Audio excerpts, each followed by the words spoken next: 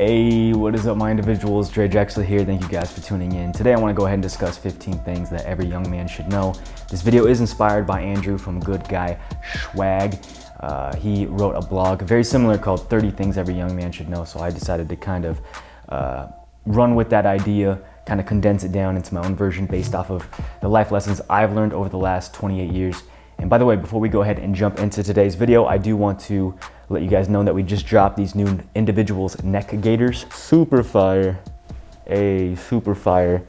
I'll go ahead and put them down in the description if you want to check them out. Number one, don't sweat the small stuff. Now, my dad always taught me this growing up. You know, pick your battles. You don't always have to be right. And I believe that you'll learn this more and more as you get older, as I have, but it's good to be aware of this early on, especially. You know, your relationships will be even that much more fruitful. I mean, if you want to be Mr. Right, then, I mean, you can, but I can guarantee you that you'll be Mr. Right way over there on an island all by yourself with no friends, a broken marriage, everybody thinking you're a big dummy. Learn how to differentiate what battles are actually worth the confrontation and understand that it's okay to agree to disagree. Do not be wise in your own eyes. Now, this is taken from the book of Proverbs. There's a way that seems right to a man, but in the end, it leads to destruction. And you see this in our world so much today, especially in these times we're in. You see that evil has become good and good has become evil. Everything that God has put into play, people have been twisting it, mutating it. People have been conforming the Bible to their lifestyle rather than conforming their lifestyle to the Bible. And we got to be very mindful, us young men especially, that hey, we don't know everything. We don't. We like to think we do. We like to think we know more than our parents. We like to think we know more than God even. And these are honestly self-destructive thoughts. But the more that you realize and understand that you don't know everything, the more wise you actually become. It's like a paradox. That's us, dude. Oh yeah. I mean, think about it. If you think that you are 100% right all the time, then that leaves no room open for you to grow, to become better. Hey, so don't allow your foolishness to destroy you. Instead, accept your foolishness, let God teach you, and always be a student of life. Comparison is the thief of all joy. These days, we're so influenced by everything we see on Instagram. Everybody on social media is just having a grand old time, right? And a lot of the times, I even find myself doing this. We make this facade the benchmark of our own happiness. And if our lives don't acclimate to this measure of happiness, then we think something's wrong with us. You know, we go to a doctor and they call it depression. But we got to realize that everybody on social media is faking it. I'm faking it. You're faking it. You know, we don't ever showcase those days where we feel like doo-doo, right? I know I don't. Me personally, I constantly curate these images and these posts that showcase my W's, my victories. So don't compare yourself to others. Understand that you're gonna have good days, you're gonna have bad days. But just like Grandpa in his day, you know, when he had a day where he felt like crap, hey, oh well, is what it is. Back to shoveling. And remember, hey, time heals. Time heals, right? I mean, suicides have skyrocketed over recent years. More people are on antidepressants than ever. But you gotta realize that life's gonna kick you down. I mean, just like Rocky said, I believe it was Rocky 6, it's not about how hard you can hit, it's about how hard you can get hit and keep moving forward. And hey, people are always gonna hurt you. People are always going to let you down, betray you, whatever. But all that pain, it always subsides, no matter what. You just gotta keep moving forward and keep that little compass of yours pointed north. Keep your inner circle tight. Now, as men, of course, we are called to love everyone, but you also got to understand who to actually let inside that inner circle. That inner circle should be strictly no one but confidants, people that you can trust in, people you know got your back and that are going to help challenge you and keep you in line. There's a very cliche quote, I'm sure you've all heard, you are who you hang around with, but hey, don't discount the value of those words. Hey, the people you keep around you will have the largest impact on your life and who you eventually become. Forgive everyone who wrongs you. Now, no matter what, at all costs, forgive. You know, the fact that we have a Heavenly Father who forgives us every single day, every single moment for all our wrongdoings. Hey, we should be passing along that same forgiveness and mercy to others. It's funny, people who hold grudges and that don't forgive, they think they're the ones with all the power, but in actuality, they're handing over all the power to the one that hurt them. But hey, look, I'm not saying to forget. That could be totally unsafe in some certain situations, but always forgive. And for those of you that, hey, don't want to hear that, hey, let's take it back to the Bible. You know, it doesn't matter what you think or what, you know, God's ways are higher than our ways. His thoughts are higher than our thoughts. And in the Bible, Peter asked Jesus, he's like, God, you know, Lord, we've been going around and telling people to forgive this and that. But really, how many times should I actually forgive my brother and my sister? You know, how many times? 4 times, 5 times? How about 6 or 7 times? Is that pretty good? And Jesus says, hey, I tell you, not 7, but 7 times 7, right? And for those of you that don't know, 7 basically represents completion, perfection. So it's basically completion times perfection, right?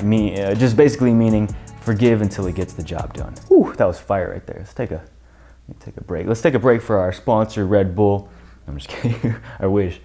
First impressions are huge.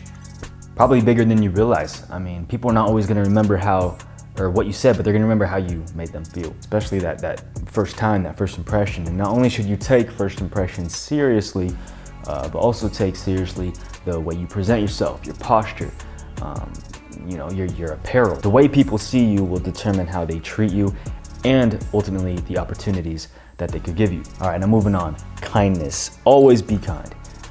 And check this out. Even be kind when kindness is not reciprocated. Hey, how easy is it to be kind to someone who's being kind to you? Easy peasy, right? Anybody could do that. But how about being kind to someone who is undeserving of that kindness? You know, that takes the strength of a true man, right? Now look, I'm not saying to be a complete pushover either, but be kind to even the least of these. We wake up every day, you know, and we ask God, we always ask him, you know, God, just help me to love any and everyone today.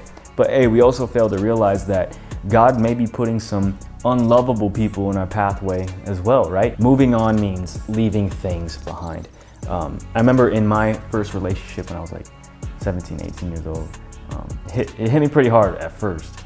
You know, it was my first one. But one thing that helped me just get over it very, very quickly was getting rid of any and everything that reminded me of that relationship. I'm talking pictures, texts, gifts, you know, all that. And this honestly helped me to move on faster and focus ahead, focus on the things that God had for me. Be bold, take risks. Some of the biggest leaps that you take in life will reap you the biggest benefits. And sometimes you also gotta know that sometimes they won't as well, but that's the risk you take. That's ultimately what makes life fun, is that kind of that unknowing. But hey, whether you succeed or fail, both results can lead you into something greater in your life if you let it. Now moving on, being authentic, being yourself, being genuine will do far more greater things for you than being cool ever will. A lot of the times, us younger dudes, I found myself doing this a lot growing up, we neglect who we are and we try to fit in to this pattern that everyone else has set. We try to be like everybody else. We don't want to be made fun of. We don't want to be outcasted. We want to be cool, you know? But what happens is when you just be yourself, you be authentic, you don't take yourself so seriously, when you showcase your struggles even, this puts you ahead of the pack. It's crazy. The more you showcase your insecurities, the more people end up seeing you as someone who's confident. The more you showcase your weaknesses and your struggles, the more people see you as someone who's tough. And on top of that, when you showcase nothing just but yourself, hey, this totally just takes the pressure off of performing, you know, trying to be someone you're not, trying to be someone perfect. And ultimately, this will go a long way in attracting women as well. Honor your father and mother. The more stronger your relationship with your parents is, the more better off you will be. So don't be rebellious. Honor and respect and obey their wishes, especially if you live under their household, you know, if you live under their roof. I mean, that's just common sense. If they're paying the bills, you do what you can. You do the laundry, you take the trash out, you do the dishes, you do whatever you can to help out and to contribute. Be a student of life. Learn, never lose. Nelson Mandela said it best. He said, I never lose. I either win or I learn. Look, nothing or no one will ever be able to stop you if you constantly have that mindset. If you take your failures and you learn from them, life starts to then open up and you become limitless. Let's go ahead and move on. There's this quote from a really good movie called Rob Roy. It says, honor is what no man can give you and none can take away. Honor is a man's gift to himself. Ultimately, your honor is based on your character, your values, the way you go about life. And at the end of the day, you know, we gotta be real and we gotta ask ourselves, you know, what do we want people to say about us at our funeral? Oh, you know, that boy John, he you know, he had some success. He always had about 4 or 5 girlfriends at a time, but now he's probably burning in hell. No, but look, hey, check it out. I'm just playing. But ultimately, man, you can either live and die with honor, or live and die with disgrace, dishonor. And at the end of the day, we must also ask ourselves the biggest question of all: who are we going to honor? Ourselves or God? All right, now let's go ahead and move on to today's last topic of discussion, and that is love. And this is something my parents always taught me growing up. Love is spelled T-I-M-E. Time. Hey, I'm not necessarily a product of what my dad preached growing up. I'm a result of the pattern he set, the time that he invested into me, my family. And look, hey, it's easy to say you love someone or you love something. I love me some pizza with, you know, some Domino's with some hot wings on the side, chilling, watching the Lakers kick some booty in the 2020 NBA Finals. Hey, that's what I love. Love is a verb. It's an action. You gotta put that sucker to work for it to count, for it to actually mean something. I think I've told you guys this before. I started to become a workaholic, man.